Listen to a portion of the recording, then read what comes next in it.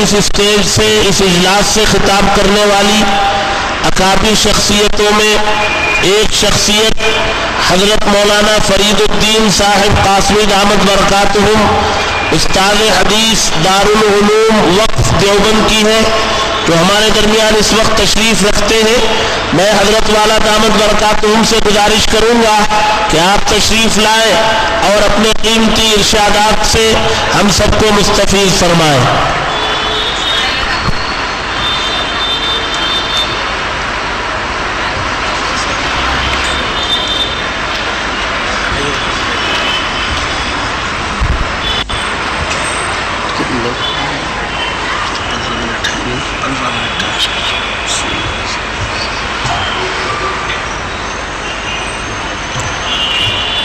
بسم الله الرحمن الرحيم نحمده ونصلي على رسوله الكريم أما بعد قال رسول الله صلى الله عليه وسلم اضمنوا لي ستا أضمنكم الجنة اصدقوا إذا حدثتم وأوفوا إذا وعدتم وأدوا إذا اؤتمنتم وكفوا أيديكم وغضوا أبصاركم وأحسنوا فروجكم أو كما قال عليه الصلاة والسلام۔ بزرگان محترم،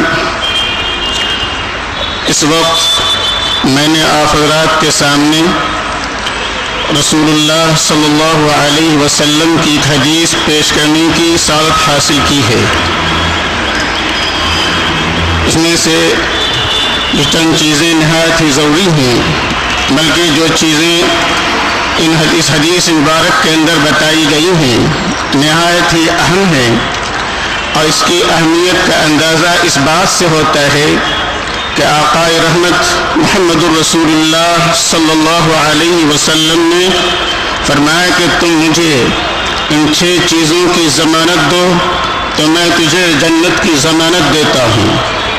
اب ظاہر ہے کہ جن چیزوں پر جنت کی ضمانت دی جاتی ہے وہ کس قدر اہم ہوگی، وہ چیزیں کس پر اہمیت کی حامل ہوں گی، وہ آپ صلی اللہ علیہ وسلم کی ضمانت سے اس کی اہمیت ہمارے سامنے آتی ہے۔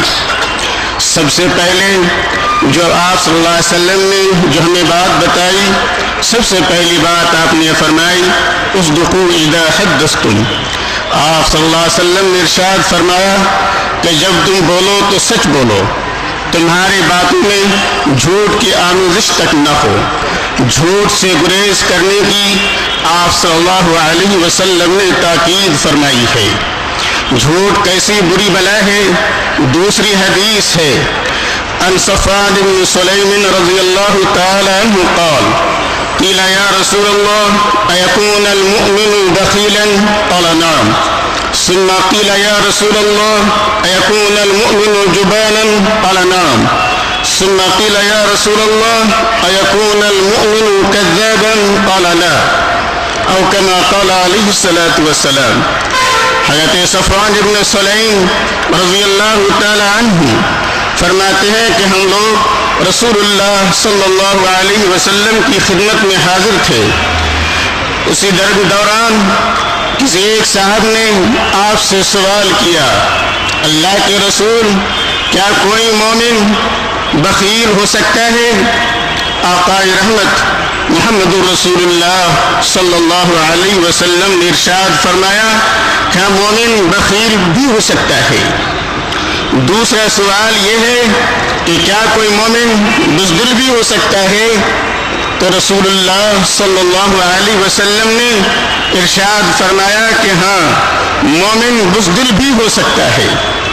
معلوم یہ ہوا کہ بخالت کے ساتھ اہل ایمان کے اندر بخالت بھی آ سکتی ہے، اسی طریقے سے بزدلی بھی آ سکتی ہے۔ بسا اوقات اولاد بھی ان دونوں چیزوں کا سبب بن جاتی ہیں۔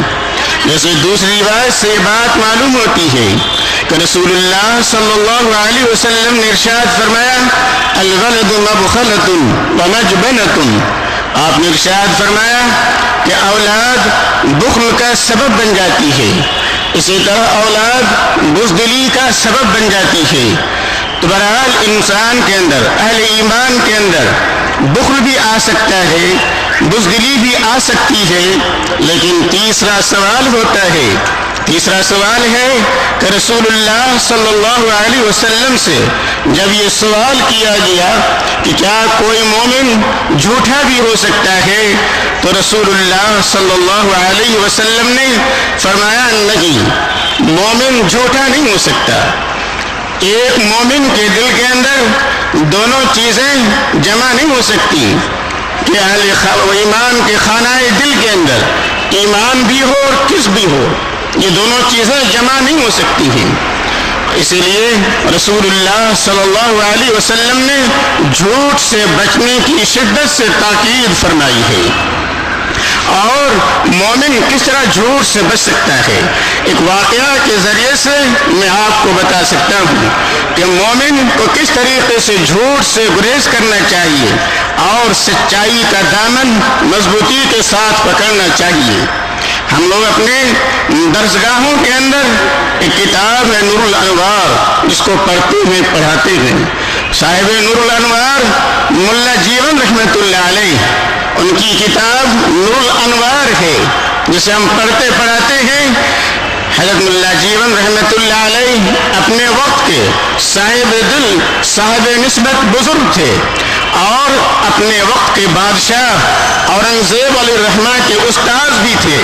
حضرت اورنگزیب نے ان سے استفادہ کیا ہے، ان سے علم حاصل کیا ہے۔ جب حضرت عالمگیر رحمۃ اللہ علیہ جونپور یا اس طرح کبھی سفر فرماتے تو اپنے شیخ، اپنے استاد سے ملاقات کیے بغیر واپس نہ ہوتے۔ اسی جذبہ اور اسی عادت کے تحت اپنے شیخ سے ملنے جا رہے ہیں، اپنے استاد سے ملاقات کے لیے جا رہے ہیں، دیکھا کہ شیخ ملا جیون رحمۃ اللہ علیہ چند جوانوں کے ساتھ بازار سے نکل کر کہیں جانے کے لیے رواں دواں ہے۔ عالمگیر علیہ الرحمہ نے سلام کلام کیا، اور سلام کے بعد حضرت سے پوچھتے ہیں کہ حضرت کہاں کا ارادہ ہے، کہاں تشریف جا رہی ہے؟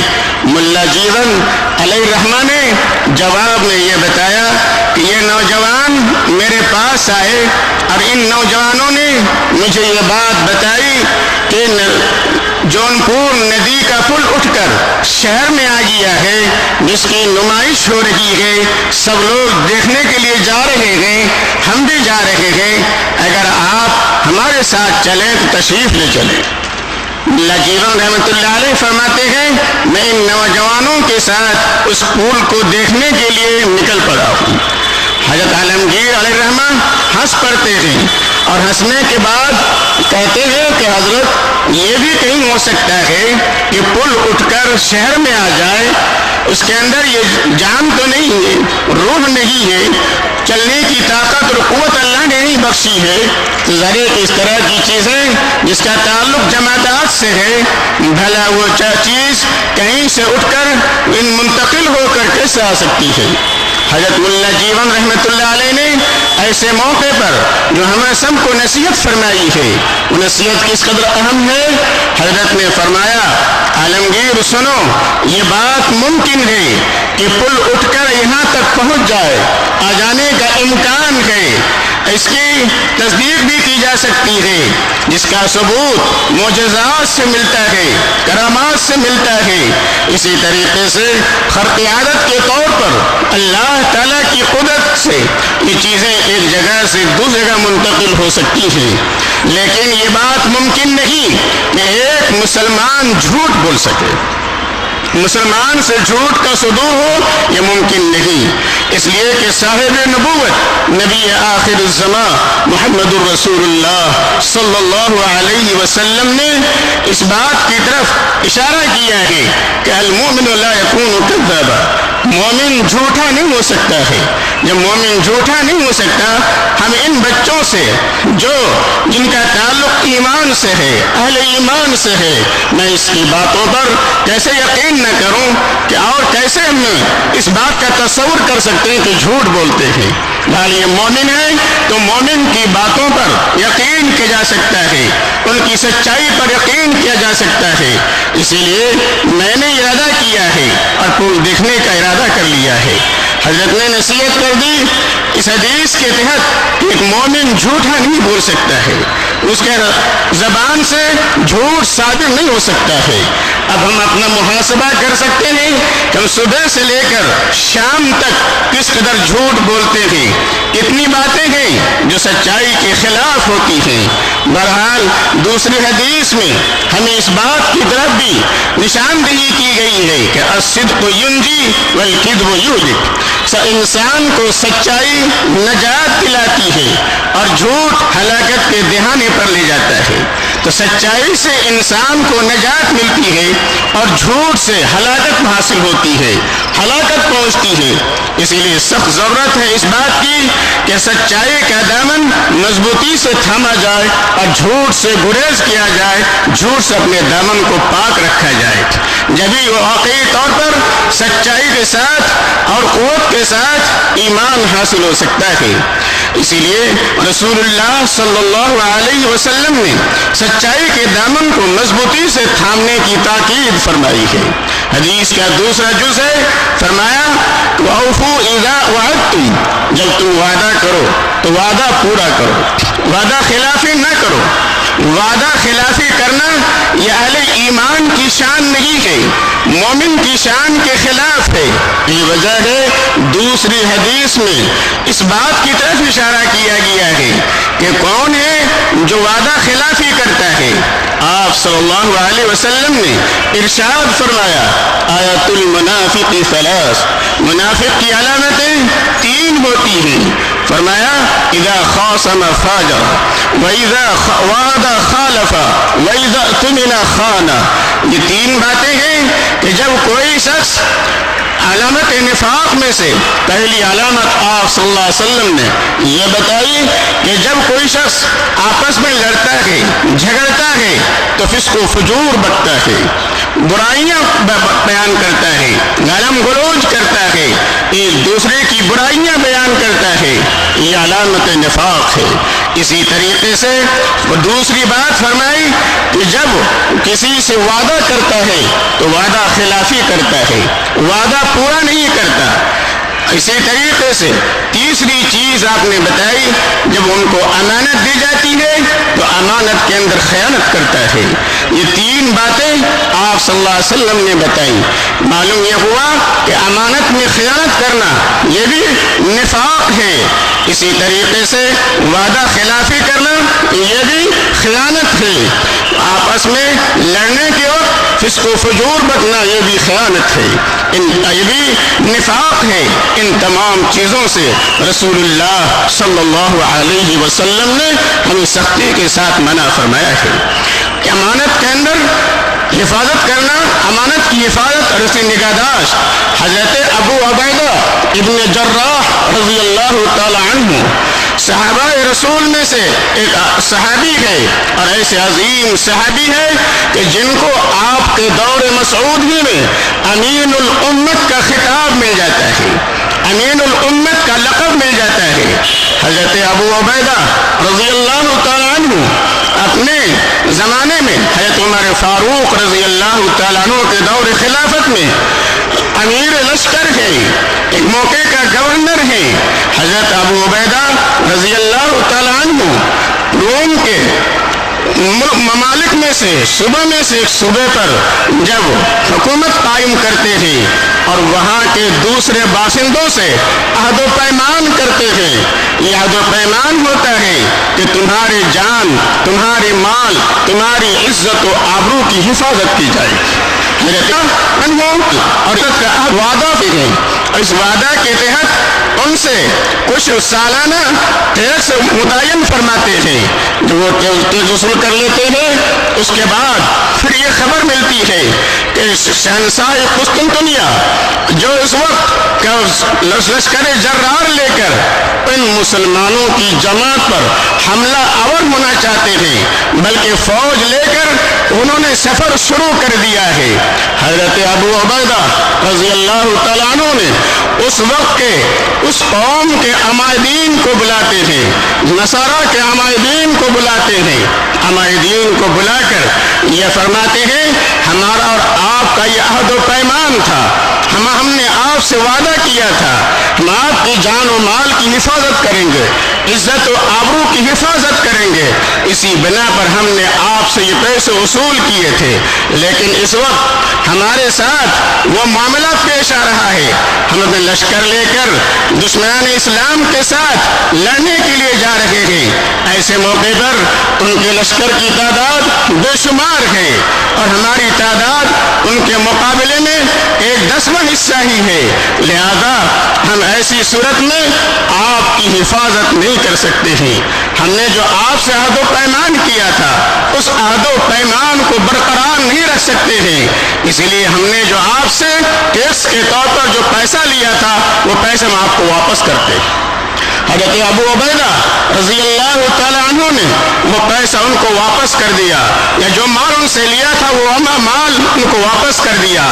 اور وہاں کے پادریوں نے, عمائدین شہر نے بہت ہی افسردگی کے ساتھ ان کو رخصت کرتے ہیں, اور رخصت کرتے ہوئے یہ کہتے ہیں کہ اس قدر ہم نے امانت نہیں دیکھی تھی, اس قدر وعدہ وفا کرنے والے افراد ہم نے آج تک دیکھے نہ تھے.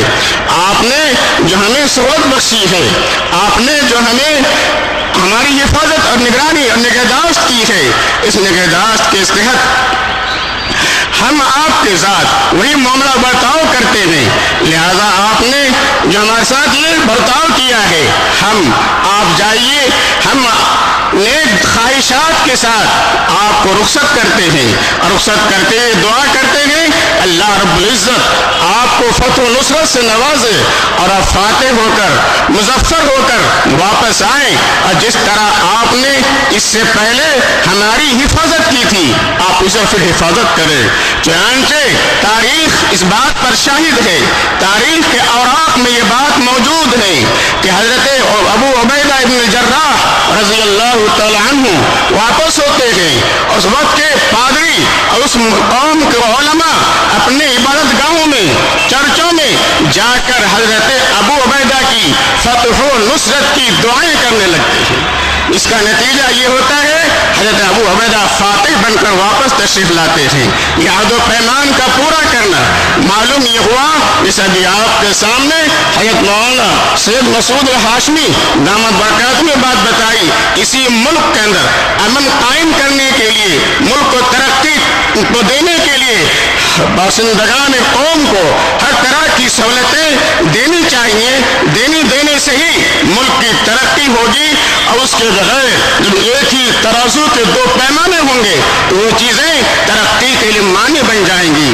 ہمارے آپ کے سامنے تاریخ سے یہ بات آپ کے سامنے رکھی ہے, جب ترازو کے دو پیمانے نہیں ہوں گے ایک ہی پیمانہ ہوگا.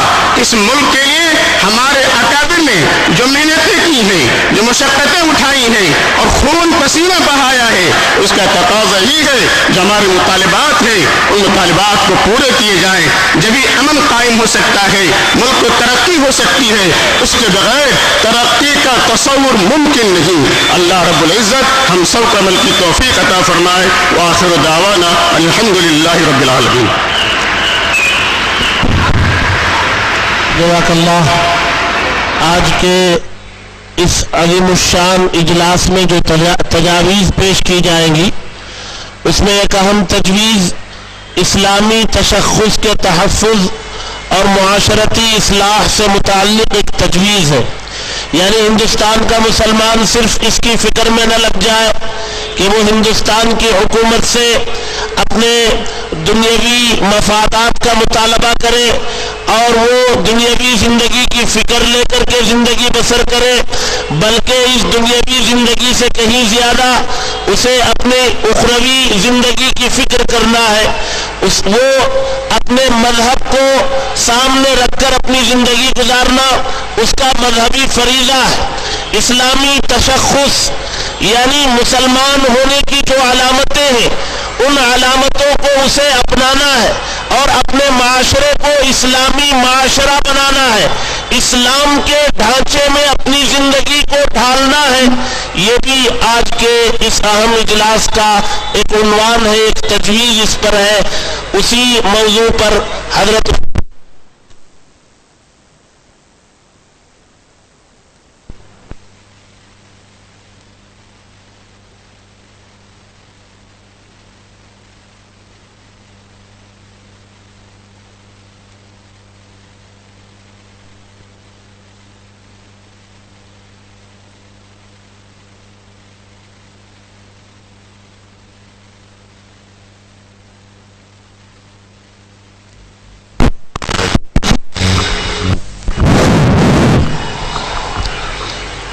इंशाअल्लाह इस इजलास से हज़रत मौलाना मुफ्ती मोहम्मद शोएबुल्लाह खान साहब मुफ्ताही दामद बरकातुहुम, हज़रत मौलाना मोहम्मद इकबाल साहब कासिम दामद बरकातुहुम, साबिक शेखुल हदीस जामिया बाक़ियातुस सालिहात वेलूर, सदर जमीयत उलमा तमिलनाडु हज़रत मौलाना मुफ्ती मोहम्मद अफ़ान साहब मंसूरपुरी दामद बरकातुहुम, उस्ताद हदीस मदरसा इस्लामिया जामिया मस्जिद अमरोहा हज़रत हाफिज पीर शब्बीर अहमद साहब दामद बरकातुहुम, सदर जमीयत उलमा आंध्र प्रदेश OMLC हज़रत मौलाना कदीर अहमद साहब अदाउल आमरी, हज़रत मौलाना मोहम्मद हनीफ अफसर साहब अजीज़ी, हज़रत मौलाना एजाज अहमद साहब नदवी और सियासी कायदीन में जनाब के रहमान खान साहब, जनाब BZ ज़मीर अहमद साहब, जनाब महबूब शरीफ आवाज साहब, जनाब मुस्तफ़ा बेग साहब, जमात इस्लामी के अमीर मोहतरम जनाब अब्दुल्ला जावीद साहब,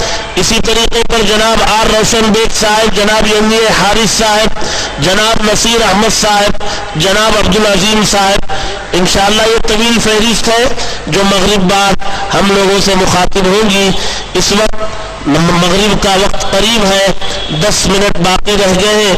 ज़रूरियात से फारिग होकर मस्जिद में नमाज अदा फरमा ले और नमाज की अदायगी के बाद फ़ौरन जलसागाह तशरीफ़ लाए और तरतीब यूँ बनाए कि दरमियान की जगह खाली न रहे, पहले वो पुर हो जाए और उसके बाद दाएँ बाएँ की जगह पुर हो। जितने जवान हैं उन सब से गुजारिश है कि वो दरमियान वाली जगह में तशरीफ़ रखें।